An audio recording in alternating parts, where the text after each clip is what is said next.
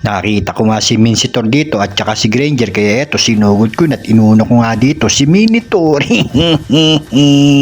At napatakbo pa nga tong si Granger pero hindi ko na siya pinatakas. Tatakas ka pa. Nakita ko na naman si Granger na kinukuha yung Tori namin, kaya eto sinugod ko na siya at hindi ko na ulit ito patatakasin.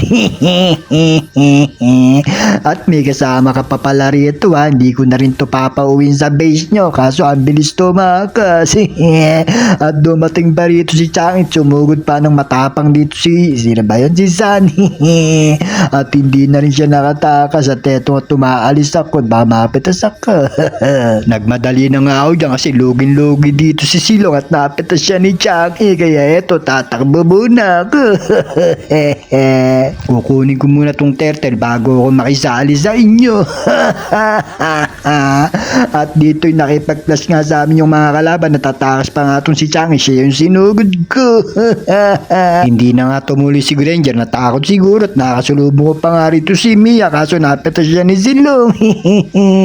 At pilit nang tumatakas tong kalabaw neto, nahugot siya ni Franco kaso nakatakas na naman. Pero hahabulin ka namin, hindi ka makakauwi sa inyo. Dumating dito si Granger at tinira kami ng baril niya. At hindi pa siya umuwi, kala kaya kayang-kaya niya kami. Titibag na nga muna ako ng Tori dito at bumating naman yung mga kalaban, kaya eto umatras muna ako kasi nagtakawala ng maraming bala. At nagsidating na nga yung rest back at umaatras muna ako, mahanap ako ng tiyempo para mapuntahan ko sila. Nakipag-clash na nga kami sa mga kalaban at umaatras na nga sila rito, iniwan nila si Sang, kaya eto napitas ko pa. Diyan na nga kayo, ayaw nyo naman lumabas at dito nga ay nakita ko na naman nakikipag-clash yung mga kalaban namin at yung kakampi ko. At nahugot nga ni Franco yung isa rito, kaya eto hindi na nakawala.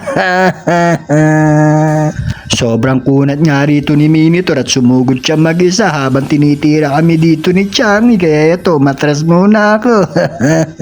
Nakita ko nga si Mia na sumisegway pa rito, nagtatago ka pa para hindi namin makita. Nagsisugod na nga yung mga kakampi ko doon sa may base ng kalaban at dito kay nakuha ni Silong si Mia. At na-double kill pa niya si Zan. Pagsugod ko nga dito, pinasok naman ang mga minions yung base nila, kaya eto malapit na kaming manalo. At pagsugod ko nga uli dito, hinugot naman ni Franco, kaya eto nanalo na kami. Maraming salamat sa panonood niyo. Bye bye.